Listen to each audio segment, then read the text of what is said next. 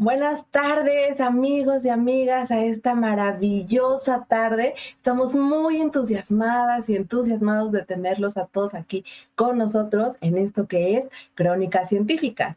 Mi nombre es Samantha Salazar, soy Past President de Club Rotaract Ciudad Universitaria y fundadora de Neuroscopio MX. Traemos para ustedes Crónicas Científicas a través de Club Rotaract Ciudad Universitaria, una ONG dedicada al voluntariado y Neuroscopio, una iniciativa dedicada a la divulgación científica. Estas van a ser una serie de programas que ustedes van a poder disfrutar para conocer más sobre la divulgación científica. Y hoy vamos a iniciar con un magno programa. Y para ello vamos a tener a una conductora excepcional que nos acompaña el día de hoy. Su nombre es Marlene Villaseñor Valencia y ella es la actual presidenta de Club Rotaract Ciudad Universitaria. Ella nos va a dar más información sobre estas crónicas sabatinas y también nos va a presentar al ponente estrella del día de hoy. Así que adelante, Marlene, bienvenida.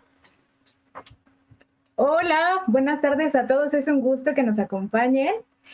Como bien lo dijo Samantha, soy Marlene Villaseñor, presidenta de Rotaract Ciudad Universitaria, y esta ponencia se transmite en vivo por Facebook Live en la página del Club Rotaract Ciudad Universitaria y a través de Neuroscopio MX, así como en Twitch y en la de YouTube de Neuroscopio MX. Tendremos transmisiones cada 15 días por las siguientes 2 meses, en un horario de 16:30 a 20 horas, con invitados súper especiales y temas que los van a asombrar muchísimo. Estamos muy emocionados por darle la bienvenida a Rafael Carlos Cervantes. Él es secretario del Club Rotaract Ciudad Universitaria, colaborador de Neuroscopio y también es un divulgador científico muy apasionado. Cualquier duda o pregunta a nuestro ponente puede ser escrita directamente en los comentarios y habrá una sección, la ponencia dedicada a darle unos minutitos para que ustedes puedan resolver estas dudas que les surjan. Sin más preámbulo, les cedo la palabra a nuestro querido ponente Rafael Carlos. Adelante.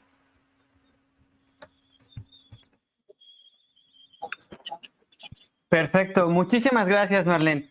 Pues nada, pues antes que nada agradecer a todos ustedes, a todas las personas que nos están viendo en la transmisión en vivo del día de hoy.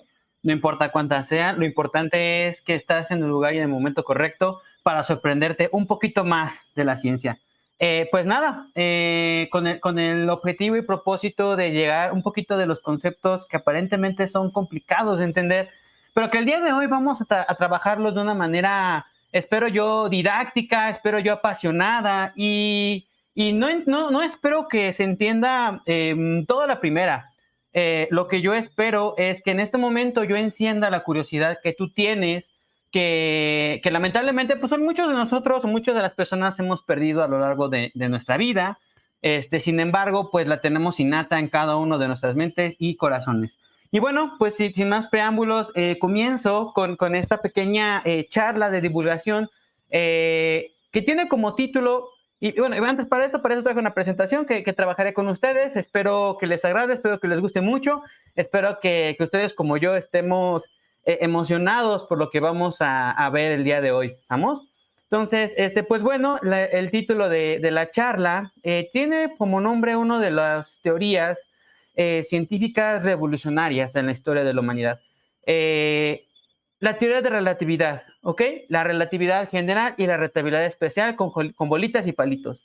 La naturaleza es más extraña de lo que ves. Entonces, para eso les traje una pequeña presentación y comienzo diciéndole a nuestro público, a nuestra audiencia, una de las frases más icónicas, más padres, más bonitas que he escuchado de la divulgación científica, que dice: cuando se me hace un delito que los científicos no hablen de ciencia, porque cuando uno está enamorado se lo quiere contar a todo mundo. Y esto lo dijo un científico divulgador muy famoso llamado Carl Sagan. Entonces, bueno, pues sin más preámbulos, nos arrancamos a entender qué diablos es la relatividad y qué diablos funge o qué papel juega en nuestro día a día, ¿no? Entonces, pues como está en la portada, pues nuestro principal actor es Albert Einstein, pero en realidad en la construcción de la teoría de relatividad existen bastantes científicos, bastantes físicos que participaron en ella. Para eso vamos a recapitular un poquito nuestras clases de la prepa o de la primaria o incluso de la universidad, cuando nuestros profesores nos hablaban de lo que es la mecánica clásica, ¿sale? La mecánica clásica, o también conocida como mecánica newtoniana, ¿ok? Todos de nosotros hemos visto estos memes, todos nosotros hemos...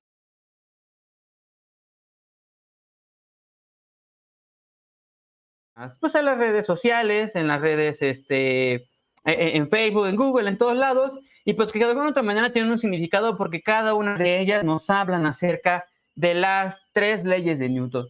En ese entonces, en ese tiempo, en ese momento, las leyes de Newton eran consideradas leyes universales, es decir, leyes que explicaban completamente la naturaleza bueno, la naturaleza que nosotros vemos día con día, ¿no?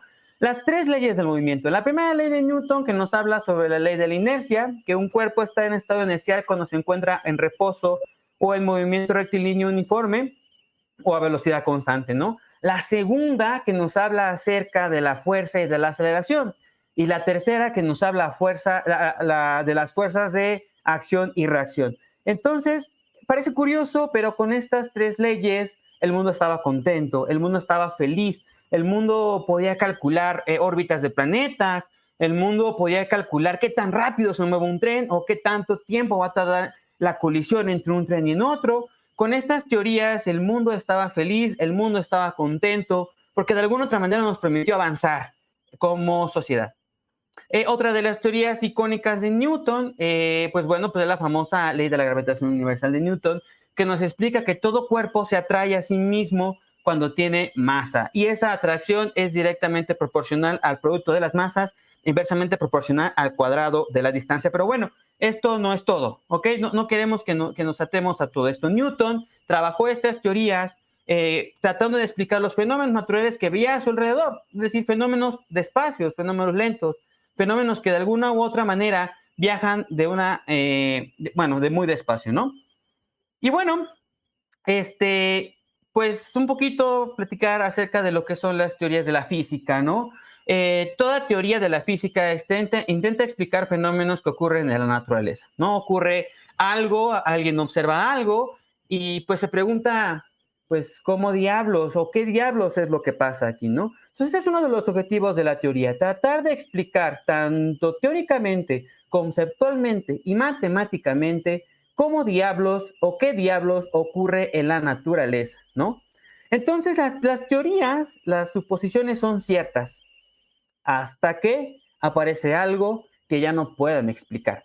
Entonces imagínense, quiero que retomemos el tiempo pasado, que nos retomemos hace bastante tiempo cuando las teorías de Newton eran adecuadas para explicar los fenómenos naturales. Sin embargo, bueno, antes de pasar al siguiente punto, las teorías de Newton eran buenas para predecir las órbitas de los planetas, es decir, cómo los planetas giran alrededor del Sol. Las leyes del momentum, como lo podemos ver en la imagen de la derecha, este típico experimento de las caniquitas que se mueven y tuman hacia un lado hacia el otro, que nos explica cómo se conserva el momentum, y también eran útiles para descubrir planetas, ¿ok? Entonces, Newton era considerado una persona completamente célebre, un científico muy famoso, que actualmente en nuestros días lo seguimos mencionando en nuestros libros de texto. Newton se ganó la fama por todas las leyes y contribuciones que hizo a la naturaleza. Sin embargo, algo estaba mal con eso. Y voy a tomarme el tiempo de leer este pequeño párrafo que escribí con ustedes, tomado de un libro que a mí me encanta mucho, que se llama Las 17 ecuaciones que cambiaron al mundo. La física parecía bastante intuitiva en la época de Newton. El espacio era el espacio, el tiempo era tiempo, y los dos nunca se deberían de encontrar. La geometría del espacio era la geometría de Euclides, es decir, la geometría analítica, los triangulitos, el teorema de Pitágoras, etcétera, ¿no? El tiempo era independiente del espacio, el mismo para todos los que observan, siempre que estuviesen los relojes sincronizados. La masa y el tamaño de un cuerpo no cambiaban cuando se movían y el tiempo siempre pasaba al mismo ritmo en todas partes. Era muy simple entenderlo así, todo lo entendíamos de esa manera, así era como en la naturaleza era entendida en ese entonces. Pero ¿qué creen? Estábamos completamente equivocados. La naturaleza es más extraña de lo que las leyes de Newton o que el mismo Newton predecía. Newton, las ecuaciones de Newton, como ya lo dije, son buenas explicando, por ejemplo, la velocidad de un automóvil, el tiempo que tarda en llegar de un punto A a un punto B, la velocidad de una bala, o incluso era muy buena para saber cómo diablos podía moverse un cohete espacial, ¿no? Sin embargo, hay un fenómeno que las teorías de Newton no explicaban, un fenómeno que se movían de manera demasiado rápido, ¿no? Cabe destacar que Newton, las ecuaciones de Newton y las teorías de Newton solamente eran válidas para cuerpos que se movían muy despacio, a una velocidad relativamente pequeña. Sin embargo, hay un fenómeno en la naturaleza que no se mueve así de rápido o así de lento. Hay un fenómeno en la naturaleza que es lo bastante rápido, lo bastante peculiar, y que lo vemos día a día en nuestro alrededor y totalmente en nuestra vida cotidiana. ¿De quién hablo? Hablo nada más y nada menos que la luz. La luz es un fenómeno que nosotros vemos todos los días y que lo pasamos desapercibido, pero curiosamente en ese entonces se conocía muy poco de la luz. No sabía qué era, no sabían cómo funcionaba, no sabían qué era la luz, cómo se comportaba, por qué diablos ese fenómeno tan común que vemos se mueve tan rápido. Y esta charla la voy a comenzar justamente poniéndolos los antecedentes y las pequeñas introducciones de lo que es la teoría de la relatividad. Y vamos a hacernos la siguiente pregunta. ¿Qué diablos es la luz? Para esto, voy a hablar en esta parte de este capítulo de la presentación. Electricidad electrizante. Imagínense que estamos en el siglo XVIII-XIX. En ese entonces la electricidad era un fenómeno completamente desconocido. No se conocía como antes, como ahora nosotros lo vemos. Tenemos luz eléctrica en todos lados, pagamos cuentas de la CFE todo el tiempo. Pero en ese entonces la luz era algo nuevo. Era algo que en realidad no teníamos ni la mínima noción de lo que era. Solamente vemos comportamientos muy extraños. Por ejemplo, Charles Augustin Coulomb, un científico que nació en 1736 y en 1806, comenzó a experimentar que habían pequeñas cargas puntuales y las cuales se atraen o se repelen con una fuerza. ¿Estamos de acuerdo? Coulomb dio como que el banderazo para que todos los demás de aquí en adelante comenzaran a estudiar a la electricidad como una propiedad intrínseca de la materia, ¿no? Entonces Coulomb dice que las fuerzas, la fuerza con las que se traen o se repelen dos cargas están directamente relacionadas con la carga e inversamente proporcional al cuadrado de la distancia que los separa. Entonces, así comenzamos con Coulomb. Luego vino Alejandro Volta. Alejandro Volta fue el primer científico que descubrió la famosísima pila voltaica, uno de los principales inventos de en ese entonces, los cuales que sin él la electricidad no hubiese tenido un avance tan rápido en esa época. Hans Christian Ørsted. Este sujeto descubrió algo muy curioso, que cuando tú tienes una corriente eléctrica y tú a esa corriente eléctrica le acercas un imán, las manecillas del imán comienzan a girar, ¿no? Comienzan a bailar entre ellas, comienzan a hacer comportamientos muy extraños. Interesante para Christian Ørsted en ese entonces. Dices, ¿cómo diablos o por qué diablos cuando yo le acerco un imán o cuando yo le acerco a una corriente eléctrica, una brújula, esta comienza a girar? ¿Por qué? ¿Qué diablos está pasando ahí? ¿No? Posteriormente llega André Merampère, que fue prácticamente el precursor de lo que se le conoce como electrodinámica. Básicamente lo que él dijo, bueno, las cargas tienen movimiento. ¿Qué ocurre cuando las cargas comienzan a moverse? ¿Qué ocurre cuando los electrones comienzan a moverse a través de un conductor? Y André Pierre Ampère dio cabida a lo que lo conocemos como intensidad de corriente eléctrica. Muy bien. Entonces, por supuesto, nunca hay que olvidarlo. En toda historia de la ciencia siempre hay mujeres involucradas. Lamentablemente, pues los libros de ciencia no les hacen mucha justicia porque en ese entonces sabemos lo que pasaba, ¿no? No se les permitía estudiar, no se les permitía hacer muchas cosas. Sin embargo, las mujeres también tienen una contribución importante a la teoría eléctrica, ¿no? Hertha Marks Ayton, nacida en 1854 y falleció en 1923, ella descubrió un fenómeno muy particular que se le llama el arco eléctrico. Y Lucia Galvani, una persona que nació en 1737 y murió en 1798, ella comenzó a descubrir que nosotros mismos tenemos electricidad interna en nuestros nervios, ¿no? Entonces, estos eran descubrimientos fascinantes, descubrimientos muy padres en ese entonces. Descubrimientos que dices, wow, ¿qué está pasando aquí? La electricidad era algo nuevo, era algo increíble, era algo con lo cual las personas no estaban acostumbradas a verlas. Y vaya que qué descubrimientos ocurrieron en esa época, porque la ciencia, a partir del Renacimiento, después de la Edad Media y a partir del Renacimiento y en el periodo de la Ilustración, comenzó a avanzar a pasos agigantados. Entonces, la electricidad es una prueba de ello. Bueno, y aquí vamos a comenzar a hablar un poquito de la relación que hay en electricidad y magnetismo. Para eso les voy a platicar un poquito de uno de los científicos más famosos y más importantes en la historia de la ciencia. Hablo de Michael Faraday. Michael Faraday era una persona que per se no tenía una educación científica, sin embargo, que todo lo que aprendió, lo aprendió editando libros. Michael Faraday trabajaba en una imprenta y él comenzaba a leer los libros de ciencia que en la imprenta llegaban y él comenzaba a leer, ¿no? Entonces, Michael Faraday es particularmente uno de los personajes que más admiro porque sin tener una educación refinada, sin ir a una universidad como tal, comenzó a ser curioso y empezó a investigar un poquito acerca de uno de los fenómenos más curiosos de la electricidad y el magnetismo. Y hablo de la inducción electromagnética. ¿De qué hablo con esto? Si tú, aquí en la imagen de la derecha, les traigo lo que sería el experimento de Faraday. Si tú acercas un imán y lo haces pasar y lo alejas de un conductor y tú pones algo a un galvanómetro que pueda medir la intensidad de corriente y el sentido de la corriente, resulta que cuando tú acercas y alejas un imán de un conductor, los electrones comienzan a moverse y te generan una corriente eléctrica, ¿ok? Fíjense qué interesante, una corriente eléctrica generada a partir de un imán. Aquí es cuando todos empiezan a pensar y todos empiezan a tener un cortocircuito. La electricidad tiene una relación con el magnetismo, ¿sale? La electricidad y magnetismo tienen que tener algo que haga que estas dos cosas se unan entre ellas. Y Faraday nos dio el banderazo de salida para lo que sigue después. Esto fue para mí el comienzo de una de las más grandes revoluciones científicas que ha vivido el hombre. ¿Estamos? Bueno, el hombre y la mujer, por supuesto, los seres humanos.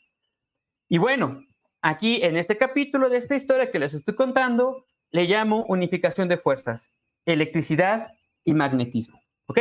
Y bueno, para eso, pues, justamente, spoiler, esa no quería que la vieran, listo, ahí está. Justamente voy a leer este párrafo que dice lo siguiente. Si quitamos una carga eléctrica, se genera un campo eléctrico variable, que a su vez induce un campo magnético variable, que a su vez produce un campo magnético variable, que a su vez produce un campo eléctrico, que a su vez produce un campo magnético. O sea, estamos viendo que los campos magnéticos generan campos eléctricos y los campos eléctricos generan campos magnéticos. Y el personaje que comenzó a estudiar este fenómeno desde el punto de vista matemático se llama James Clerk Maxwell, nacido en 1831 y falleció en 1879, profesor, estudió en el Trinity College de Cambridge. Este personaje, a diferencia de Faraday, tuvo acceso a una educación refinada, pero bueno, Maxwell nos empezó a involucrar a la humanidad y a toda la ciencia en algo que la verdad no teníamos ni idea que podía pasar por nuestras mentes. Y hablo de la unificación, la primera gran teoría de la unificación de la física. La electricidad más el magnetismo nos dan origen a lo que hoy conocemos como electromagnetismo. Deme un segundito que al parecer mi presentación está trabada. Denme un segundito. Listo, ahí está. Bueno. Denme un segundito que se trabó. Listo, ahí está. Perfecto. Ok. A esto, cuando cada vez en esta presentación, cuando les presente algo que yo le llamo poema científico, estoy hablando de unas de las ecuaciones o ecuaciones que nos quieren decir algo en la vida natural, ¿sale? Las ecuaciones son el lenguaje de la física, el lenguaje de la ciencia. Entonces, quiero que lo entendamos de esta manera. Una ley física siempre tiene que ser explicada con una ley matemática o con ecuaciones matemáticas. Entonces, James Clerk Maxwell nos entregó estas preciosas ecuaciones. Estas hermosas ecuaciones que a lo mejor a simple vista, pues para quien no esté familiarizado con ellas, pues diga, pues son un montón de símbolos, un montón de letras, pero cuando las entiendes, entiendes la esencia de la esencia de la ciencia, la esencia del electromagnetismo. En otras palabras, en el párrafo de abajo, les explico un poquito. La electricidad y el magnetismo no pueden desvanecerse sin más. Una región de un campo eléctrico girando crea un campo magnético perpendicular al giro. Una región de campo magnético girando crea un campo magnético perpendicular al giro con sentido opuesto. Esta ecuación, más bien dicho, este párrafo explica lo que estas ecuaciones están diciendo. Lo que nos dicen estas ecuaciones es que la electricidad y el magnetismo son un solo fenómeno. No pueden vivir una sin la otra. La electricidad y el magnetismo van de la mano, van como dos novios enamorados, van como dos esposos, dos esposas, no importa, no podemos pensar en electricidad sin el magnetismo, no va con ella. Entonces aquí al lado les dejo un meme que dice, a su madre estoy impactado, porque aparentemente este pequeño enunciado o este pequeño gran descubrimiento nos habla un poquito más de que la ciencia y la física es más extraña de lo que nosotros creemos.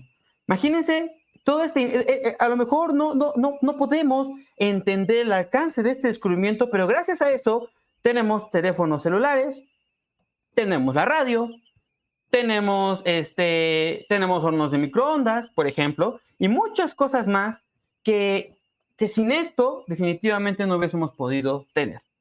Entonces, el primer poema científico, las ecuaciones de Maxwell, nos indican que la electricidad y el magnetismo no pueden vivir independientemente. Es una sola cosa. Súper. Les traigo otro poema científico número 2. Las ondas son la onda. ¿Vale?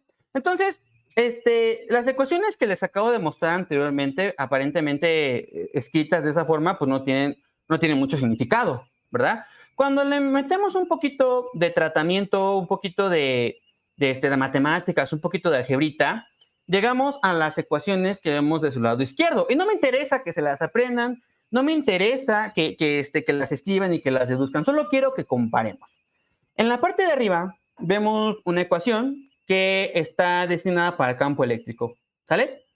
En la parte moradita vemos una ecuación que está destinada para el campo magnético. Y en la parte de abajo vemos una ecuación que está destinada para ondas. ¿Cuáles ondas? Por ejemplo, las ondas sonoras. Nosotros sabemos que el sonido viaja a través de ondas. ¿Qué otro tipo de ondas? Las ondas del mar. Cuando vemos las olas viajando así en forma de olitas, la ecuación de abajo describe ese comportamiento. ¿Qué observan? ¿Observan algo? ¿Ven que las ecuaciones que les estoy mostrando en ese momento son las mismas? Solamente que con otros símbolos. Vean, está el término de derivada, que es el primero. Está el término de laplaciano, que es el segundo, que es el triangulito al revés.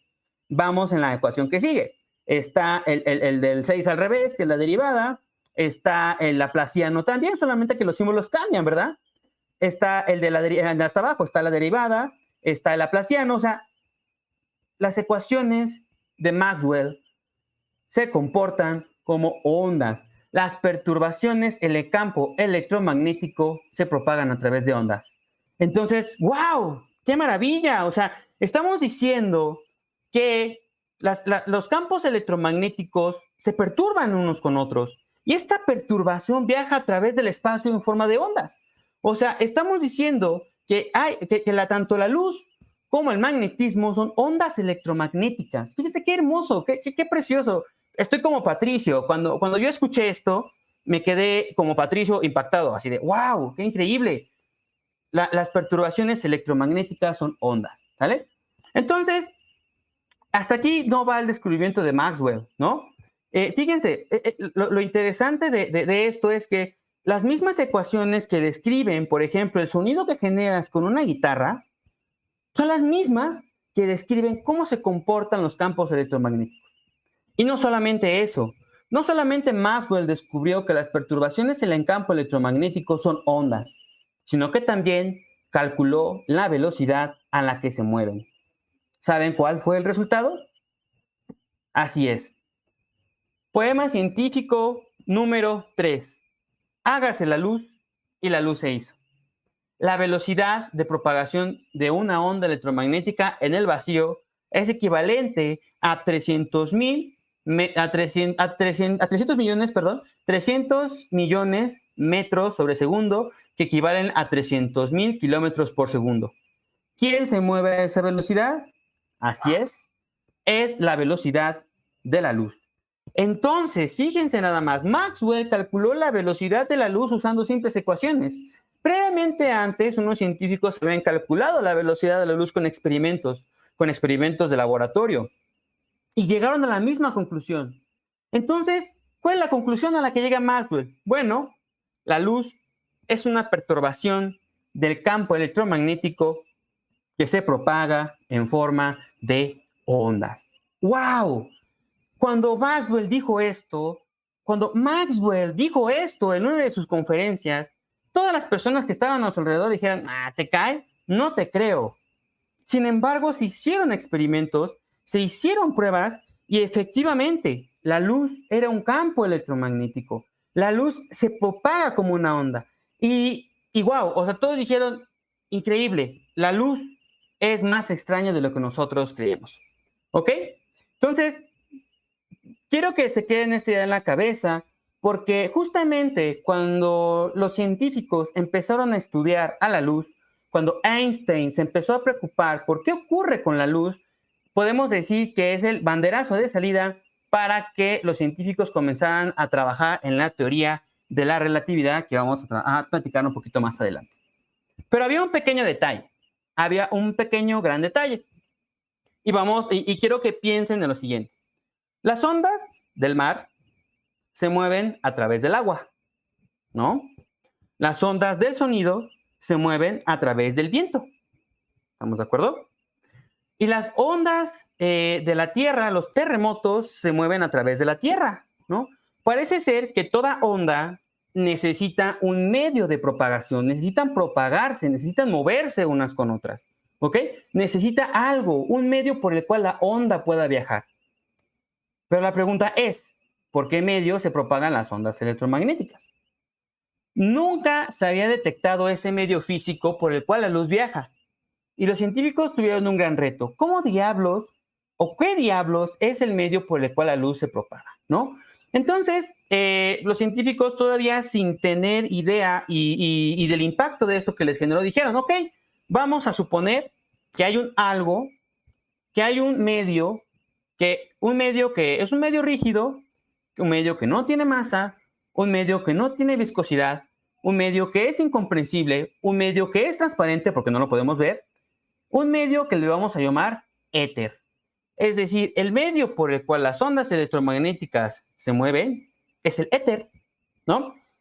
Como las ondas del sonido viajan por el viento, como las ondas del mar viajan por el agua, como las ondas de los terremotos viajan por la tierra, bueno, las ondas electromagnéticas se mueven a través del éter, ¿ok?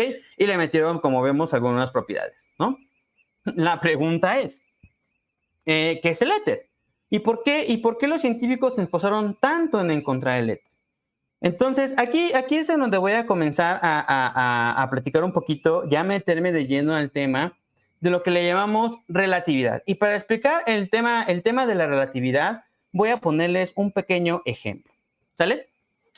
¿Qué pasaba con la mecánica de Newton? Bueno, Newton nos decía que un cuerpo se mueve o no se mueve respecto a otro. ¿Esto qué quiere decir? Si tú vas en tu carro, tú vas manejando en tu auto y de repente, no sé, tú vas manejando tranquilamente, pues, y te comparas, por ejemplo, con tu copiloto, tú te vas a dar cuenta que tú no te estás moviendo con respecto a tu copiloto, ¿no? Tú te quedas quieto, tú vas manejando y tu copiloto pues está ahí viéndote tranquilo y tú te quedas quieto respecto a tu copiloto. Sin embargo, una persona que te ve afuera del automóvil ve cómo te pasas moviendo, ¿no? No sé si quedó claro. Si tú ves y dices, me estoy moviendo con respecto al volante, me estoy moviendo con respecto a la palanca del auto, me estoy moviendo con respecto a la ventana de mi auto, la respuesta es, pues no, porque yo me quedo quieto. tanto el auto como yo, como la palanca, como mi volante, estamos moviéndonos a la misma, bueno, no estamos moviéndonos, estamos en reposo. Pero una persona que te está viendo desde fuera, ve cómo pasas rápido y para ella sí te estás moviendo. A eso nosotros le llamamos punto de referencia. Las cosas se mueven o no se mueven dependiendo de dónde las estés viendo. Entonces, en ese sentido, la luz presentaba una pequeña, pues no sé si llamarlo una pequeña particularidad o una pequeña propiedad que nadie se explicaba, pero ocurría. Para eso voy a meterles el siguiente experimento. Espero que quede claro. Si no, pues me escriben y lo explicamos de nuevo, ¿vale? Muy bien. Imaginemos que tenemos a un niño llamado Pedrito 1 y a un niño llamado Pedrito 2. Pedrito 1 está anclado en el suelo y está parado, está estático. Para él, Pedrito 1 está en reposo. Y Pedrito 2 va viajando viaja en un avión con velocidad constante. Es decir, Pedrito va viajando en un avión y va a pasar por arriba de Pedrito 1. ¿Ok? En el instante en el que Pedrito 2 pasa por arriba de Pedrito 1, Pedrito 2 lanza una pelota de tenis. En el momento en que eso ocurre, Pedrito lanza la pelota de tenis. ¿Estamos de acuerdo? Vamos a ver cómo ve Pedrito 1 y Pedrito 2 a la pelota de tenis.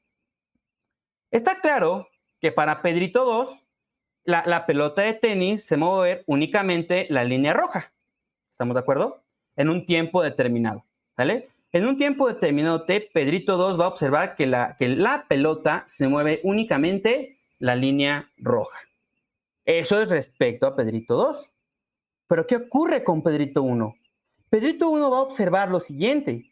Pedrito 1 va a ver que la pelota no se va a mover la línea roja, sino que se va a mover la distancia que recorre el avión más la distancia que recorre la pelota dentro del avión, es decir, la línea azul. ¿Sí quedó claro? Entonces, recapitulando, la distancia que se mueve la pelota es relativa, no importa, y más bien dicho, depende de dónde lo veas, desde Pedrito 2 o desde Pedrito 1. Bueno, por intuición, la velocidad de la pelota en el avión, es más rápida viéndolo desde el punto de vista de Pedrito 1 que desde el punto de vista de Pedrito 2. Me explico. Si Pedrito 2 va viajando en el avión y lanza la pelota lleva la velocidad del avión, pero también lleva la velocidad con la que Pedrito 2 la lanzó. Es decir, respecto a Pedrito 1, la pelota va más rápido respecto a Pedrito 2. ¿Estamos de acuerdo? Es decir, que la velocidad también es relativa, dependiendo de dónde la veas. Dependiendo si la ves desde el punto de vista de Pedrito 2 o desde el punto de vista de Pedrito 1. Para Pedrito 1, como dice el globito, la pelota va mucho más rápido. Ahora vamos a imaginarnos el mismo experimento, pero ahora, ¿qué ocurre si trabajamos con un haz de luz? Pensemos exactamente lo mismo. Va Pedrito 2 encima del avión. Cuando pasa justo por encima de Pedrito 1, Pedrito 2 lanza un fotón. Un fotón es una partícula de luz que viaja a la velocidad de la luz. ¿Estamos de acuerdo? Entonces, Pedrito 2 lanza el haz de luz en el instante que pasa por encima de Pedrito 1. Pero también Pedrito 1, en el instante que pasa Pedrito 2 por arriba, Pedrito 1 prende la lámpara y lanza el fotón. ¿Estamos de acuerdo? Análogamente al problema anterior, respecto a Pedrito 1, voy a regresar a la anterior diapositiva, respecto a Pedrito 1, ¿sí? La luz tendría que viajar más rápido. Tendría que viajar no solamente la velocidad que lleva en la lámpara, sino también la velocidad que va llevando el avión mismo. ¿Estamos de acuerdo? Para Pedrito 1, la luz tiene que viajar más rápido. ¿Pero qué creen? Eso no ocurre. La velocidad es exactamente la misma.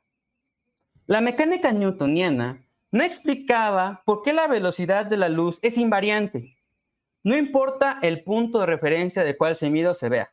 Siempre es la misma. Si yo voy en una nave espacial y lanzo un fotón que viaja a la velocidad de la luz, y estoy en la Tierra y lanzo un fotón que viaja a la velocidad de la luz, no hay variación en esa velocidad. Siempre se va a mover de la misma manera.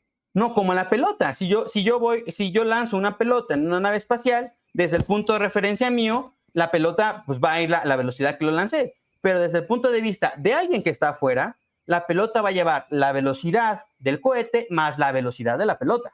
¿Estamos de acuerdo? Pero en la luz no ocurre eso.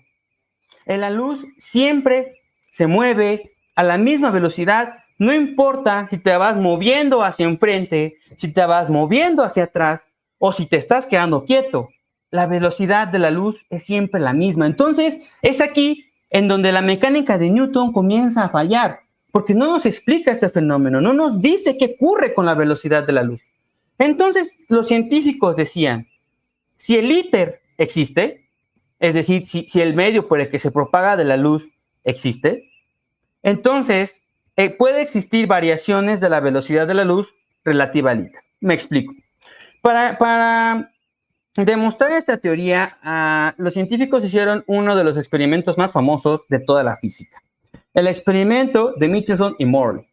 Básicamente, no voy a meter mucho en este rollo. Yo les recomiendo que lo lean, que vayan a los libros y estudien este fenómeno. Pero básicamente lo que pretendía explicar es que la luz puede tener variaciones en su velocidad si tomamos como punto de referencia el éter, ¿no? Pero resulta que no fue así. Resulta que en el experimento de Morley se demostró que la luz, no importa si lo mides en Marte, no importa si lo mides en la Tierra, no importa si lo mides en el Sol, no importa si lo mides en un cohete, si lo mides en un jardín, si lo mides en tu casa, la luz siempre viaja a la misma velocidad. Entonces, el resultado del experimento de Morley, en realidad lo que nos demostró es que la luz no tiene una mecánica newtoniana. Entonces, las ecuaciones de Maxwell no tendrían ningún sentido, porque las ecuaciones de Maxwell se formularon a partir incluso un poco de la mecánica newtoniana. Entonces, hasta aquí están todos los ingredientes puestos para explicar un poquito lo que es la teoría de la relatividad especial de Einstein. La luz no es un modelo newtoniano, la luz es una onda electromagnética y la luz tiene una velocidad tan grande que parece ser que nada se mueve más rápido que ella. Entonces, bueno, hasta aquí, no sé, Marlene, si me puedes apoyar, por favor, aquí una pequeña pausa en la charla. Me gustaría ver si nuestra audiencia tiene alguna pregunta hasta este momento. Hola, querido ponente, a todos los que nos ven, muchas gracias por sintonizarnos. Tenemos una pregunta que nos hicieron llegar, claro. Te la voy a enunciar. ¿La relatividad aplica igual en todo el universo? Ok, esa pregunta la voy a contestar al final, porque vamos a ver si es cierto que la relatividad aplica a todas las leyes de la física, ¿no? Interesante pregunta, me reservo a contestarla al final de la presentación.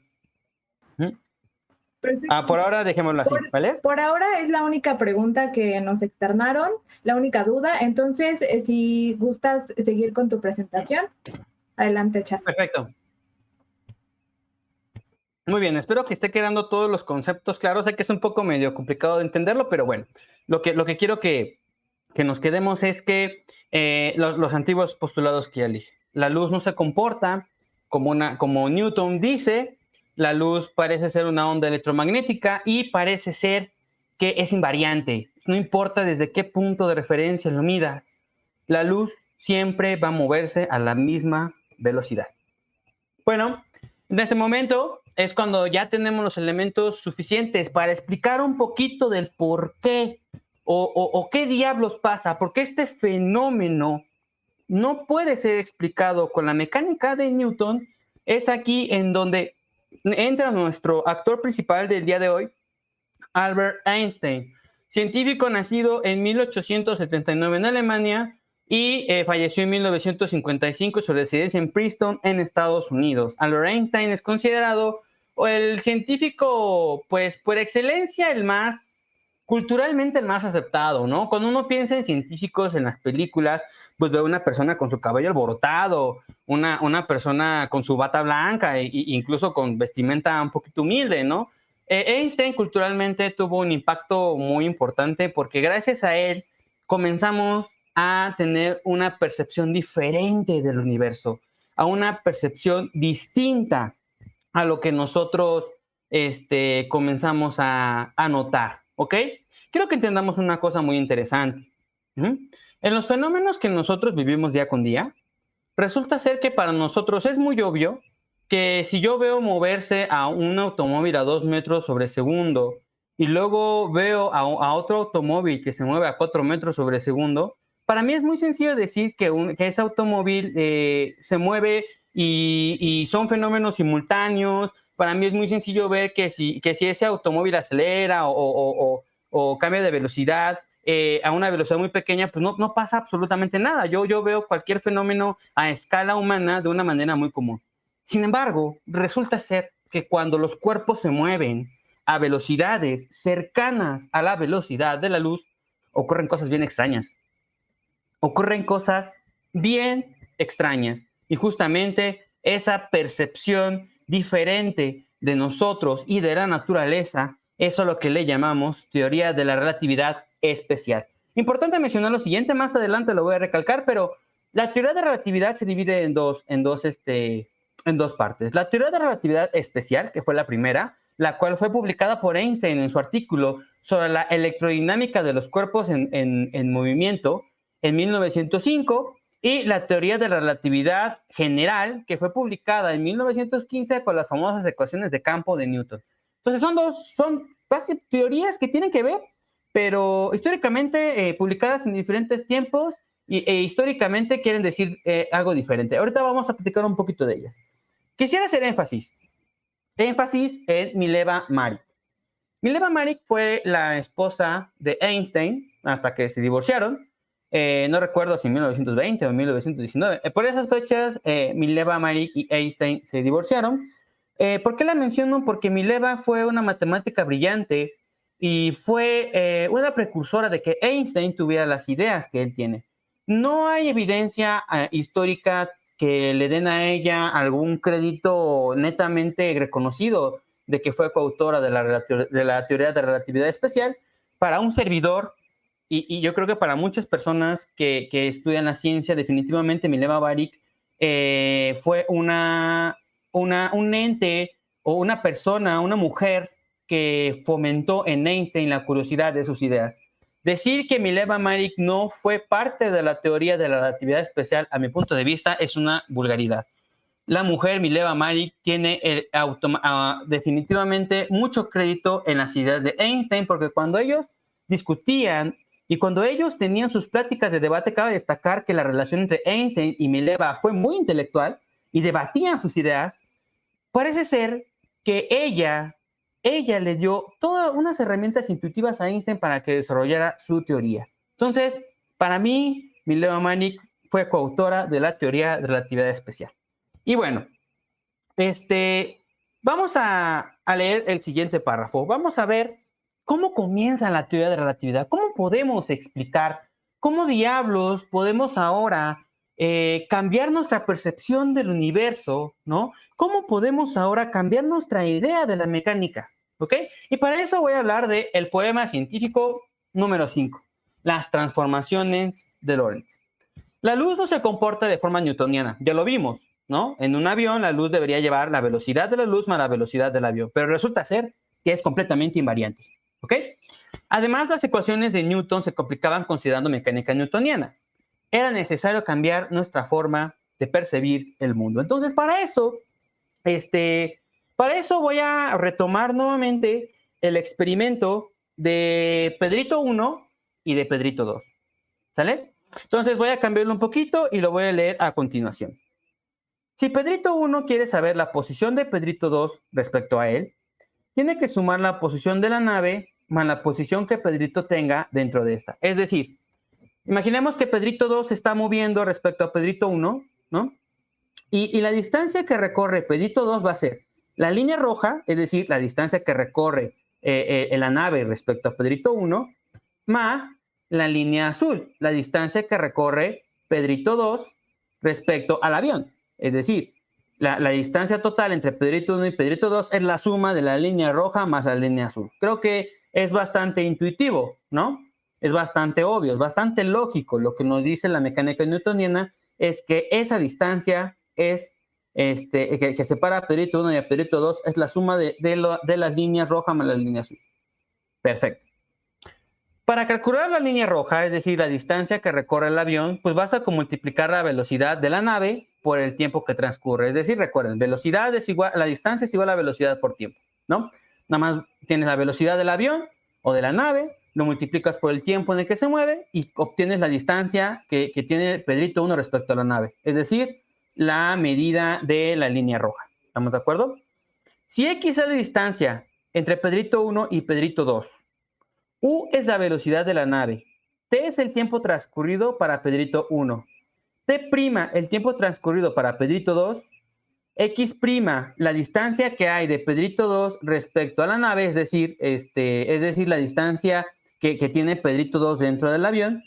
Entonces, la distancia, es decir, la suma de la línea azul más la línea roja, pues es igual a la distancia que se mueve el avión, es decir, la velocidad por el tiempo, más la distancia que tiene Pedrito 2 respecto al avión, es decir, X' más la velocidad por el tiempo. Creo que tiene sentido. En otras palabras, esas ecuaciones lo que me dicen, X' es la línea azul y U por T es la distancia de la línea roja. Tiene mucho sentido, ¿no? Y para ambos el tiempo es exactamente igual. Es decir, si pasan 2 segundos para Pedrito 1, los mismos 2 segundos pasan para Pedrito 2. ¿Estamos de acuerdo? Muy bien. A esto que está aquí se le llaman transformaciones de Galileo. ¿Cómo diablos calculo la distancia respecto a un punto de referencia específico, ¿no? En este caso, Pedrito 1. Muy bien. Y aquí con ustedes les traigo las famosísimas transformaciones de Lorentz, ¿no? Resulta ser, voy a irme a la anterior, que la distancia que separa a Pedrito 1 y a Pedrito 2, la suma de la línea roja y la línea azul, no es X es igual a X' más U por T, sino que había que multiplicar por un factor que no vemos, ¿vale? Por un factor que justamente es lo que le conocemos como la transformada de Lorentz, ¿ok? Entonces, fíjense nada más lo que nos dicen estas ecuaciones. Fíjense que la distancia que separa a Pedrito 1 y a Pedrito 2 está multiplicada por un factor que depende de la velocidad de la luz, multiplicada por justamente la distancia X' y el tiempo, ¿no? El tiempo que transcurre ya no es el mismo entre los dos observadores y la masa ya no es la misma para esos dos observadores. Probablemente ahorita estemos haciendo un cortocircuito, estemos haciendo, no le entienda o no sea muy complicado de entender, pero para eso vamos a ponerle números a esta cosa. Bien, entonces, imaginen que la nave se mueve a 3000 metros sobre segundo y que Pedrito 2 está ubicado a 2 metros de la pared de la nave. ¿Cuál es la posición de Pedrito 2 respecto a Pedrito 1 después de 2 segundos? Ok. Entonces, como lo hacíamos en nuestras antiguas clases de física, pues nada más en las ecuaciones que tenemos arriba, pues sustituyen los valores, ¿vale? Entonces, resulta ser, perdónenme tantito. Resulta ser que cuando nosotros sustituimos todos los valores en las ecuaciones que tenemos aquí, la distancia que separa a Pedrito 1 y a Pedrito 2 resulta, después de los 2 segundos, resulta ser que para Lorentz es de 6002 metros. Para Galileo, para las transformaciones de Galileo, para lo que vimos anteriormente, pues también son 602 metros. O sea, es la misma distancia. ¿Estamos de acuerdo? Cuando yo sustituyo estos valores en la ecuación que tiene que ver con el tiempo, resulta que los 2 segundos que transcurrieron para Pedrito 1 son los mismos 2 segundos que transcurrieron para Pedrito 2. Es decir, parece ser que a velocidades de 3000 metros sobre segundo, parece ser que todo pues va bien. La mecánica de Newton describe bien el comportamiento de las posiciones tanto de Pedrito 1 como las posiciones de Pedrito 2. Hasta ahorita, pues los dos valores son exactamente los mismos. Ambas teorías lo calculan. Resulta ser que 3.000 metros sobre segundo es la velocidad del vehículo hipersónico más rápido que el ser humano ha creado, que es aproximadamente 10.620 kilómetros por hora, ¿no? Entonces, hasta aquí parece ser que todo va bien. Hasta aquí parece ser que Newton, que la distancia que calcula las ecuaciones de Newton son las mismas que las ecuaciones que describen Lorentz. Pero vamos a cambiarle un poquito el asunto al tema. ¿Qué pasa cuando los cuerpos se mueven a una velocidad cercana a la velocidad de la luz? Vamos a ver qué pasa. Vamos a hacer el mismo experimento, las mismas fórmulas, solamente que ahora le vamos a dar un valor diferente a la velocidad, que es 1 metro menos que 300.000 metros sobre segundo. Cuando nosotros sustituimos esta velocidad en las ecuaciones de Lorentz, vean el número que nos da un número se los voy a leer, 7 billones 348 millones 460, no, mentira, 7 billones 348 mil 469 millones 230 mil 283.49 metros, ¿sale? Para Newton, fíjense, para Newton solamente habrá recorrido 600 millones de metros. Vean la diferencia. O sea, vean la diferencia en las magnitudes de cada uno de ellos. ¿Sale? El tiempo, después de 2 segundos respecto a Pedrito 1, resulta ser que el tiempo medido desde Pedrito 1 es diferente al tiempo medido desde Pedrito 2. Mientras que para Pedrito 2, que viaja dentro de la nave, tan solo han transcurrido 2 segundos. Para Pedrito 1 han transcurrido alrededor de 7 horas. ¡Wow!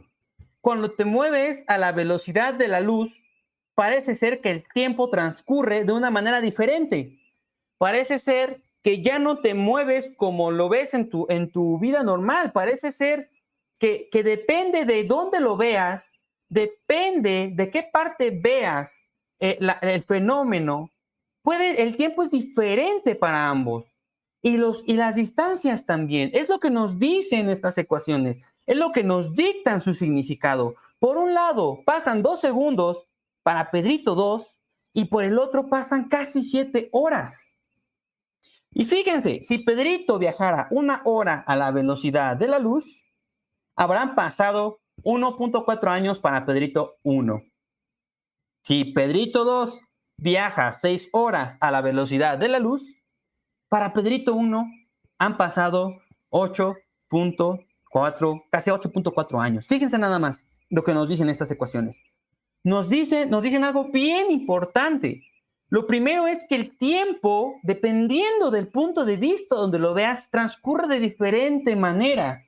No transcurre igual. Si yo, por ejemplo, viajo en un camión que va a 4 metros por, no sé, bueno, voy a fumar, 4 kilómetros por hora, que es muy despacio, y voy en otro camión que viaja a 30 kilómetros por hora, 2 segundos en ese camión de 30 kilómetros por hora son los mismos 2 segundos en el camión que viajo a 4 kilómetros por hora.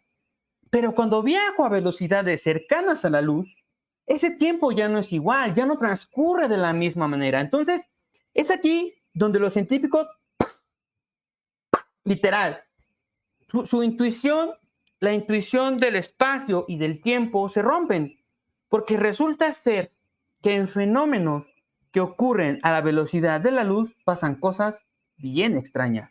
A esto que está aquí se le llaman contracciones de Lorentz, y las ecuaciones que tenemos acá arriba es el alma de lo que le llamamos la teoría de la relatividad especial. ¿Estamos de acuerdo? Entonces, lo que nos dicen estas ecuaciones, voy para abajo, lo que nos dictan, lo que nos dice su significado es lo siguiente. Cosas raras que no nos imaginamos. ¿Quién diría que cuando te mueves a la velocidad de la luz, tu longitud te hace muy pequeña, el tiempo avanza más lentamente y tu masa se hace enorme? Fíjense nada más, o sea, ¿qué impacto tiene para esto? Que hay algo ahí que no teníamos en cuenta, que Newton no tenía en cuenta. Para Newton, moverse a 2 metros por segundo, a 5 kilómetros por hora, era muy común. Porque así vivimos en ese mundo, vivimos en ese mundo de esta forma, a velocidades pequeñas. Pero cuando te mueves tan rápido, las cosas cambian. El mundo ya no es como lo conoces, el mundo ya no es igual. La segunda, nadie puede viajar más rápido, que la velocidad de la luz. Y esto tiene que ver directamente con las ecuaciones que tenemos anteriormente. Resulta ser que cuando yo le doy un valor de 300,000 metros por segundo a la nave, las ecuaciones matemáticamente no pueden resolverse, ¿sale? Matemáticamente ya no son válidas. Me queda algo así como algo entre cero y ese algo entre cero ya no existe, ¿sale? Entonces, nada, ni nadie, absolutamente nada, ni nadie puede viajar más rápido que la velocidad de la luz. Por eso cuando vimos los experimentos, tanto para Pedrito 1 y para Pedrito 2, la luz viaja a 300 millones metros sobre segundo. No hay más. No importa si vas a 40 kilómetros por hora, no importa si vas a 15, la velocidad de la luz siempre es la misma. Ahora fíjense, esta que sigue es muy importante. El espacio depende del tiempo y el tiempo depende del espacio. No son fenómenos independientes. ¿Eso qué quiere decir? Cuando en mecánica newtoniana el tiempo es independiente del espacio, tú te podías mover y el tiempo siempre transcurría de la misma forma. Sin embargo, voy a regresarme a dos diapositivas antes. En las ecuaciones de Lorentz, vean, la variable x depende de la variable t y la variable t depende de la variable de x. Yo le doy valores a x y me dan t, ¿vale? Me dan el tiempo, ¿ok? Se dice que el tiempo depende del espacio y viceversa, el espacio del tiempo. Entonces, ya no podemos ver los fenómenos de la misma manera, ¿sí? Ya no son cosas independientes. Entonces, lo que hizo Einstein fue juntar concepto de espacio-tiempo en uno solo. No podemos verlos de manera diferente. Súper. Entonces, a esto que está aquí, a todos estos conceptos, todas estas ideas locas que les nacieron a partir de las contracciones de Lorentz, tuvo como nombre la teoría de la relatividad espacial. Tiene dos postulados principales, ya los habíamos platicado anteriormente. Las leyes de las físicas tienen que ser la misma para todos los observadores iniciales. Y esto tiene que ver con que la velocidad de la luz es un fenómeno absoluto. Es la misma, no importa del punto de referencia del cual lo ves, no importa el punto de referencia de cual lo midas, la velocidad de la luz siempre es la misma. ¿Ok? Entonces, con estos dos postulados, Einstein deduce las ecuaciones de Lorentz, haciendo matemáticas y moviendo y restando y sumando y despejando y sacando ecuaciones. Einstein llega a las ecuaciones que vimos anteriormente. ¿Sale? Entonces, aquí es importante la consecuencia de la relatividad espacial. No puedes decir en dónde ocurre algo si no dices cuándo ha sucedido. El tiempo es la cuarta dimensión. ¿A qué quiero decir con esto? Si tú quieres ubicar un cuerpo en el espacio, dame las coordenadas, dame su altura, dame su longitud y dame su longitud horizontal y su longitud, digamos, de fondo, o sea, las tres dimensiones, a largo, alto y ancho, para que yo pueda ubicar a un cuerpo en el espacio. Lo que nos dice la teoría de relatividad es que no es suficiente con eso. Hay que agregar un cuarto elemento, que es el tiempo. O sea, el tiempo, la altura, lo largo y lo ancho de un cuerpo te dicen dónde ubicar a un cuerpo en el espacio-tiempo. ¿Estamos de acuerdo? No pueden ir los tres de manera independiente. Tienen que ir tanto el espacio y el tiempo conjuntamente. Esto es algo, si quieren entender un poquito de lo que dice la teoría de relatividad espacial de Einstein, les recomiendo que lean sobre este experimento teórico que Einstein lo platicó en una conferencia que se llama la paradoja de los hermanos gemelos. ¿Qué quiere decir con eso? Son dos hermanos gemelos que se quieren mucho y un hermano gemelo se va a un planeta muy lejano y viaja alrededor de 2 décadas, o sea, 20 años a la velocidad de la luz. Cuando el hermano gemelo que viajó a la velocidad de la luz por 20 años regresa a la Tierra, resulta ser que su hermano gemelo que se quedó en la Tierra ya no tiene la edad que tenía. Para 20 años que el hermano gemelo viajó a la velocidad de la luz, en realidad para él pasaron 2 segundos. ¿Ok? Aproximadamente 2 segundos. Y para el hermano que se quedó en la Tierra, habrán pasado 20 años. Y eso es lo que representa esta paradoja de los hermanos gemelos. Cuando te mueves a la velocidad de la luz, el tiempo ocurre de manera diferente en los dos. Depende del punto de referencia que estés observando. Para quien viaja a la velocidad de la luz, el tiempo va muy despacio, y para quien no viaja a la velocidad de la luz, el tiempo corre normalmente. Les recomiendo que si quieren investigar los efectos de la teoría de la relatividad especial en paradojas, en teorías imaginativas, vamos a llamarlo así, lean sobre la paradoja de los hermanos gemelos. Creo que ahí nos sacamos un poquito de dudas. Entonces, justamente pensando en esto, muchos matemáticos empezaron a considerar el tiempo como una cuarta dimensión. Entonces ocurre algo que se llama los fenómenos de relatividad se pueden visualizar en un diagrama que se llama diagrama espacio-tiempo. También les recomiendo que veamos un poquito sobre el diagrama espacio-tiempo. Y básicamente lo que nos dice que si yo quiero calcular la distancia que hay entre dos cuerpos, no solamente tengo que considerar su distancia espacial, sino tengo que considerar su distancia temporal, ¿ok? Lo que nos quiere decir que ningún cuerpo puede moverse de un punto A a un punto B más rápido que la velocidad de la luz. Esto es una consecuencia directa matemática, no voy a meter en mucho rollo, más quiero que se queden con la idea. Un cuerpo que quiera cambiar de posición, no lo puede hacer si se mueve más rápido que la luz. Y por supuesto, poema científico número 6. Otro postulado, otra ecuación, la icónica ecuación de Einstein, energía es igual a masa por la velocidad de la luz al cuadrado.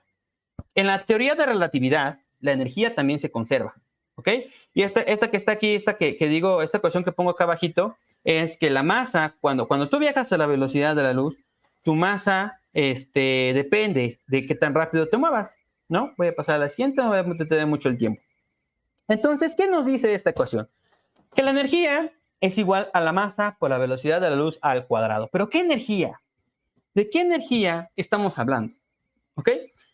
Yo más bien dicho, lo quiero explicar de una manera muy sencilla, ¿vale? Si nosotros sustituyéramos en la masa, le damos una masa de 1 gramo, ¿ok? 1 gramo de masa, en esa ecuación, y la multiplico por 300,000 metros sobre segundo al cuadrado, resulta que obtengo una energía de 90,000 terajulios. 90,000 terajulios es la energía aproximada que hace una planta eléctrica nuclear en un día. O sea, ¿se imaginan la cantidad de energía que tiene 1 gramo de materia? ¿Quieren saber cuánta energía almacenan ustedes? Multipliquen su masa, 80 kilogramos, 90 kilogramos, lo que sea que ustedes pesen, multiplíquenlo por la velocidad de la luz y elévelo al cuadrado. Y van a ver que la energía que ustedes almacenan es demasiado, demasiado grande. Oye, pero Rafa, Charlie, pero si yo soy bien flojo, ¿cómo me dices que yo almaceno tanta energía en mi cuerpo? Si yo ni siquiera la siento, a mí me da un montón de flojera levantarme. Bueno, esta ecuación es icónica porque resulta ser que la energía que nosotros tenemos almacenada en nuestro cuerpo es la energía que tenemos en cada uno de nuestros átomos. Me explico un poquito. Recordemos que los átomos son en nuestras clases de prepa y secundaria, los átomos están compuestos por diferentes partículas que están unidas entre ellas en su núcleo, como son los neutrones y los protones. A lo mejor no se acuerdan, pero háganme caso. Los átomos en su núcleo están unidos por protones y neutrones. Y la energía que une a esos núcleos es tan grande, que cuando es liberada, esa energía es liberada de una manera estrepitosa. Einstein se le considera el padre de la bomba nuclear. Si alguien tiene curiosidad de cómo funciona una bomba nuclear, pues es básicamente el mecanismo por el cual una bomba nuclear funciona es bien sencillo. Tienes un núcleo atómico, lo separas y esa separación te genera una gran cantidad de energía. Resulta ser que cuando Einstein sacó su icónica ecuación igual a E, energía es igual a masa por la velocidad de la luz al cuadrado, él estaba muy espantado porque recordemos que en ese momento estaba llevándose a cabo las dos guerras mundiales más peligrosas, ¿no? de toda la historia de la humanidad.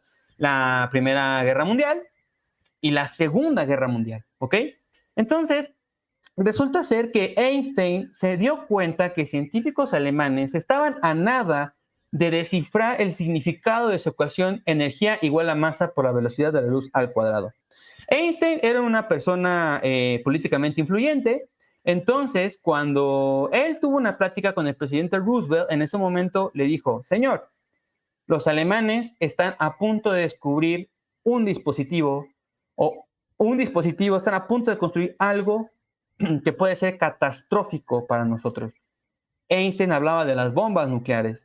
Y fue ahí como Roosevelt fundó el Proyecto Manhattan. El Proyecto Manhattan que justamente tuvo ver, vamos a ver quién de los dos desarrolla una bomba nuclear antes, o los otros o los alemanes.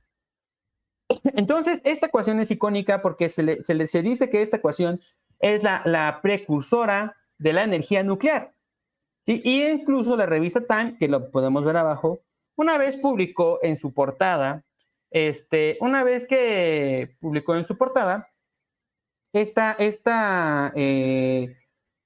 fotografía de Einstein y el típico hongo que sale cuando sale una bomba nuclear, ¿no? Obviamente esto no es del todo cierto, se considera a Einstein el padre de la bomba nuclear, pero en realidad resulta ser que, pues no, en realidad para Einstein esto no era muy relevante, ¿no? La ecuación sí tuvo mucho que ver en el desarrollo de la bomba atómica, sin embargo, pues Einstein no la investigó para esos fines, ¿estamos de acuerdo? Súper. Entonces, en resumen de la teoría de relatividad especial. Si la velocidad de la luz es constante y las leyes de la física parecen iguales para todos los observadores, lo que decíamos, el experimento de la luz, no puede existir un tiempo o un espacio absoluto.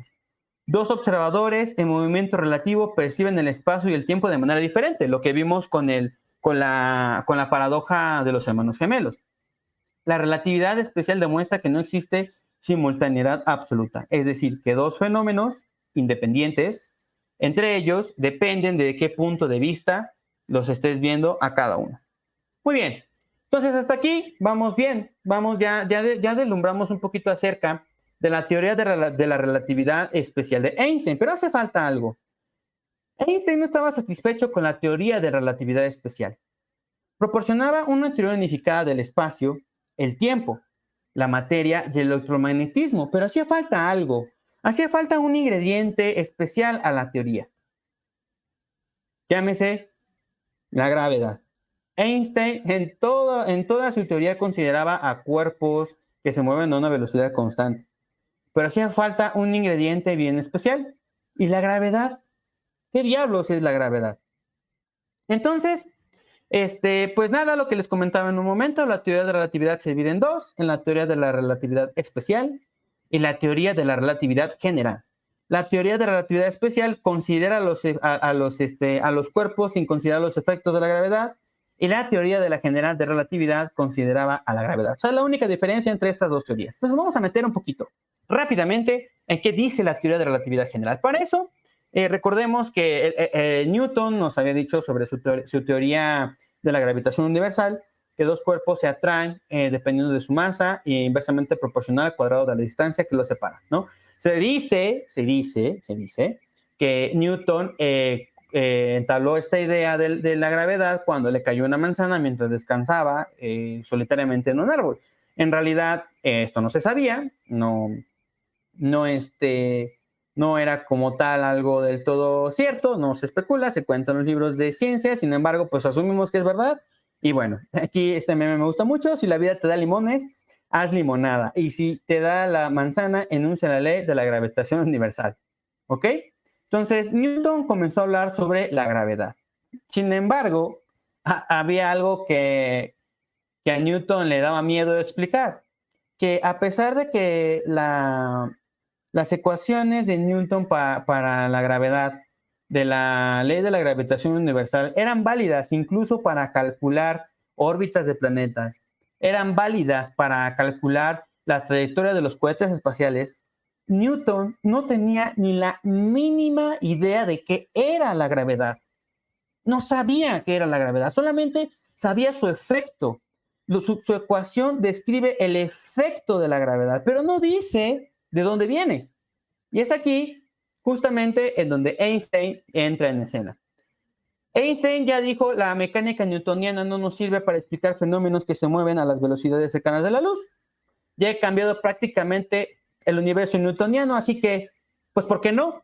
¿Por qué no comienzo a dar mi percepción de la gravedad? Esto fue un reto de Einstein, porque en realidad el problema de la relatividad general parecía ser más un problema matemático que un problema físico. Entonces, para eso, Einstein empezó a consultar. Es importante mencionarlos porque sin estos colegas que vemos en pantalla, la teoría de la relatividad general de Einstein no pudo haberse desarrollado. Hablamos de Mason Grossman, Tullio Levi-Civita y Gregorio Levi-Curbastro. ¿Quién sabe si se pronuncia así? Son italianos. Entonces, estos matemáticos ayudaron a Einstein a resolver ese enigma, porque en ese entonces las matemáticas estaban desarrollando algo que se le llamaba geometría de Riemann, algo que se le llamaba geometría euclidiana y algo que los matemáticos le llamaron cálculo tensorial. Entonces, no quiero que se graben su concepto, solamente quiero que entiendan que la relatividad especial no pudo haberse desarrollado sin el apoyo de estos tres matemáticos. Habían más, por supuesto, pero estos tres matemáticos fueron los fundadores de algo que le llamamos cálculo tensorial. Einstein dijo, ¿cómo puedo hacer embonar a la gravedad en mi nuevo concepto de espacio-tiempo? Perfecto. Tenemos el último poema científico, el poema científico número 7, las ecuaciones de cálculo.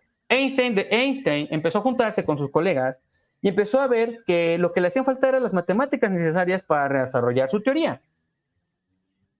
Les presento ante ustedes ecuaciones de campo público, ecuaciones de campo. No quiero que se metan el rollo a ver qué significa cada término. No me interesa que lo entiendan así. Es un concepto matemático, son ecuaciones tensoriales, que en realidad esta ecuación es un conjunto de otras 10 ecuaciones. No me hagan mucho caso, solamente quiero que en la siguiente diapositiva vamos a entender su significado geométrico, ¿no?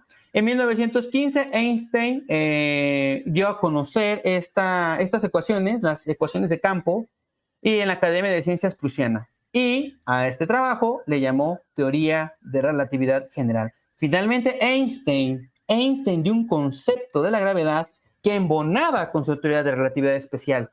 Embonaba con ella. ¿Por qué embonaba con ella? Porque al final de cuentas, la gravedad es una consecuencia de la red espacio-tiempo y vamos a platicar un poquito más de ello. Las ecuaciones anteriores que les mostré tienen un significado geométrico muy interesante. Sí, claro. Las ecuaciones que anteriormente que les mostré tienen un significado geométrico muy interesante. Resulta ser que cuando nosotros estudiamos la gravedad, resulta ser que es una curvatura de algo que le llamamos la red espacio-tiempo, la curvatura del espacio-tiempo. Para explicar un poquito de eso, los cuerpos que se mueven en el universo se mueven a través de esta red espacio-tiempo. Y cada cuerpo que tenga una masa deforma el espacio-tiempo de tal manera que a esa deformación le llamamos gravedad. Todo cuerpo que tenga masa en este mundo tiene la capacidad de deformar ese espacio, ¿ok? Y obviamente los cuerpos se ven atraídos unos con otros, como si tú pusieras una canica en medio de una sábana. Si tú metes una canica muy pesada en medio de una sábana, pues las otras canicas se van a mover porque el espacio-tiempo está deformado. Es como si la sábana fuera la red espacio-tiempo y la canica fuera el objeto con masa. ¿Ok? Nuevo concepto de la gravedad. ¿Sale? Nuevamente aquí tenemos algunos diagramas que mostramos la dilatación del espacio-tiempo. Ahorita platico un poquito más de qué es esto. ¿Ok? Entonces, ¿cómo se sabía que Einstein estaba en lo cierto? Bueno, pues resulta que es complicado encontrar cuerpos con masa muy grande en nuestro mundo actual. Sin embargo, resulta ser que hay cuerpos muy enormes en nuestro universo en donde la teoría de relatividad general puede ser demostrada. Y estos cuerpos eran los planetas mismos, las estrellas. Entonces, la teoría de relatividad general se explica viendo al cielo. Uno de los fenómenos que demuestra la teoría de relatividad general tiene que ver con la órbita de Mercurio. Resulta ser que la órbita de Mercurio suele desviarse un poquito durante todo el tiempo. La mecánica de Newton no explicaba cómo diablos era que ocurría eso. Resulta ser que Einstein, al momento de, voy a saltar un poquito estas diapositivas, al momento de calcular la órbita de Newton con la teoría de relatividad especial, dio con el, ¿cómo se le dice? Con el cálculo de desviación exacto de la órbita de Mercurio. Entonces, nuevamente Einstein lo volvió a hacer. Su teoría era correcta porque predecía bien la órbita de Mercurio. Entonces, bueno, aquí un poquito más de lo de Mercurio, no me voy a meter mucho en eso. El segundo efecto de la teoría de relatividad general de Einstein tiene que ver con la curvatura de la luz. La luz se curva en presencia de cuerpos con masas enormes, ¿ok? Entonces, ¿cómo demostramos que la luz se curva? Bueno, pues resulta que otro físico llamado Arthur Stanley Eddington realizó algunas mediciones de la curvatura de la luz en uno de los fenómenos más famosos de la ciencia, que fue el eclipse que dio lugar en 1919. El eclipse ese eclipse fue quien llevó a Einstein a la fama, porque gracias a ese eclipse se pudo calcular que la luz efectivamente tenía una curvatura. Entonces, interesante, porque se realizaron mediciones y dicen, Einstein tiene razón. En ese eclipse que está pasando aquí, podemos observar y medir que la luz se curva cuando pasa al lado de cuerpos con enorme masa. Y Einstein lo volvió a hacer. Ahora bien, otra demostración de que la teoría de relatividad general de Einstein es cierta era que cuando tú solucionabas las ecuaciones de Einstein para cuerpos que tienen una densidad de masa muy enorme, te da como resultado geométrico lo que ves a la derecha, una deformación del espacio-tiempo tan grande que te genera una gravedad tan monstruosa que ni siquiera la luz puede escapar de ellos. A estos cuerpos, a estos fenómenos astronómicos que en ese entonces no se podían observar, se le llamaron agujeros negros. No se podían observar, sin embargo, teóricamente existían. Y fue Carl Schwarzschild, perdón, si no pronuncio bien su nombre, el científico que solucionó las ecuaciones de campo de Einstein para explicar este fenómeno. Ni Einstein creía en los agujeros negros. No sabía de la existencia de los agujeros negros. Y bueno, pues resulta ser que en el 2019 y por el 2020 se fotografió la primera imagen de un agujero negro con los telescopios del Nuevo Horizonte, que son un conjunto de 8 telescopios, uno por cierto ubicado en México, en Puebla. Resulta ser que lograron fotografiar la existencia de agujeros negros. Entonces Einstein estaba en lo correcto. Existen cuerpos tan grandes que la teoría de relatividad lo predice y lo predice muy bien. La teoría de relatividad en la cultura popular, bueno, otras cosas extrañas que nos habla la teoría de la relatividad especial y general de Einstein son los viajes en el tiempo, como en la película de Volver al Futuro. Estos personajes supuestamente viajan a la velocidad de la luz cuando viajan en el tiempo, ¿no? La película Interestelar, justamente una película muy hermosa. Esos astronautas viven en las cercanías de un agujero negro en donde la gravedad es tan intensa que el tiempo se dilata. Y por lo tanto, cuando ellos están en las proximidades de un agujero negro, en un planeta que está en las proximidades de un agujero negro, el tiempo se dilata para ellos. Sin embargo, en la Tierra el tiempo pasa mucho más rápido. En la película de Planeta de los Simios, pues por supuesto, aquí lo que pasa es que este personaje viaja a la velocidad de la luz buscando a un mono que fue usado en un experimento, regresan al planeta y resulta ser que los monos han evolucionado, que los monos ya no son los típicos simios que estaban en el zoológico y ahora han evolucionado y son los que gobiernan la Tierra. En la imagen de abajo vemos una pintura de Salvador Dalí, que justamente se le preguntó a Salvador Dalí si esta pintura estaba inspirada en la relatividad especial, porque justamente lo que demuestran es la dilatación del tiempo en presencia de cuerpos con masas enormes. Y bueno, pues nada más para terminar, resulta ser que Einstein, ya cuando estaba en su ocaso de su vida, intentó crear una teoría llamada la teoría del todo, que resulta ser que lo que Einstein quería explicar era una ley universal para todos los fenómenos de la física. Sin embargo, resulta ser que la teoría de la relatividad aplica para cuerpos muy, muy grandes, pero cuando comienzas a meterte en el mundo subatómico, hablamos de electrones, hablamos de partículas pequeñísimas que no podemos ver. Cuando tú aplicas la teoría de relatividad de Einstein, cuando quieres hacer embonar la teoría de relatividad de Einstein, resulta que te predice cosas que no pasan. Entonces, pero bueno, esa es otra historia por contar en otra plática. Pues muchísimas gracias. No sé, y contestando a la primera pregunta que me hicieron, si la teoría de relatividad de Einstein funciona para todo el universo, no. La teoría de relatividad de Einstein resulta ser que funciona para cuerpos muy grandes, con masas muy grandes, estrellas, planetas, órbitas planetarias, órbitas de galaxias, etcétera, para agujeros negros, pero para el mundo pequeñito, es decir, reducimos al mundo del tamaño del átomo, las teorías de relatividad de Einstein ya no es válida. Resulta ser que la gravedad tiene un efecto muy pequeño en fenómenos que ocurren a nivel subatómico.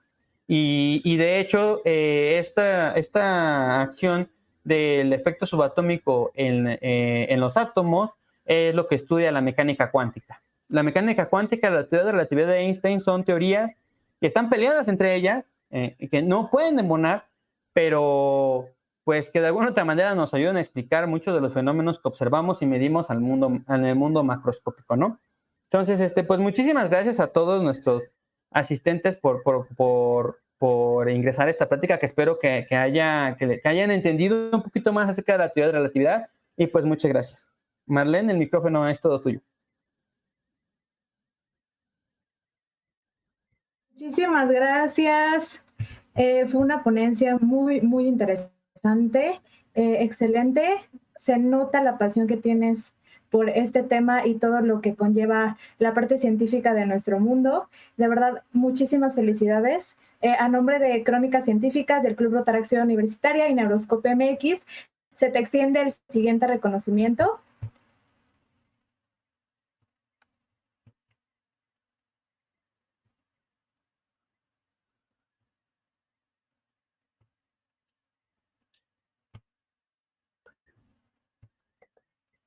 Bueno.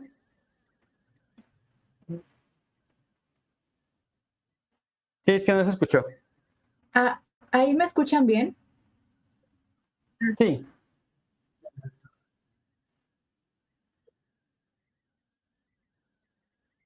Que le vamos a extender un reconocimiento a nuestro ponente. Si nos pueden apoyar a proyectarlo, por favor. Muchas gracias.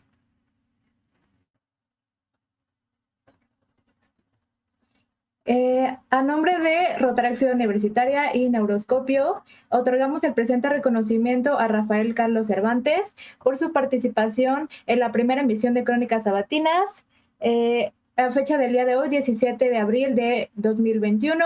Firma Samantha Salazar, fundadora de Neuroscopio MX, y tu servidora Marlene Villaseñor. Muchas felicidades. Excelente, Rafael. Muchísimas gracias a todos los asistentes. Espero que haya quedado algunos conceptos claros. Y si hay algo que no entienden, pues manden un mensajito y ahí lo discutimos. De acuerdo, muchas gracias. Seguro así lo haremos. De nueva cuenta, muchas gracias a todos los presentes. Recuerden que dentro de 2 semanas tendremos a Joel Soto Miranda, que es nuestro siguiente ponente, con la plática sobre superhéroes, en la ciencia de los superhéroes. Es un invitado del Club Rotaract Chapultepec Politécnico y es ingeniero en mecatrónica, así que reiteramos nuestra invitación para que nos estén acompañando en la siguiente emisión. Muchísimas gracias y tengan excelente noche.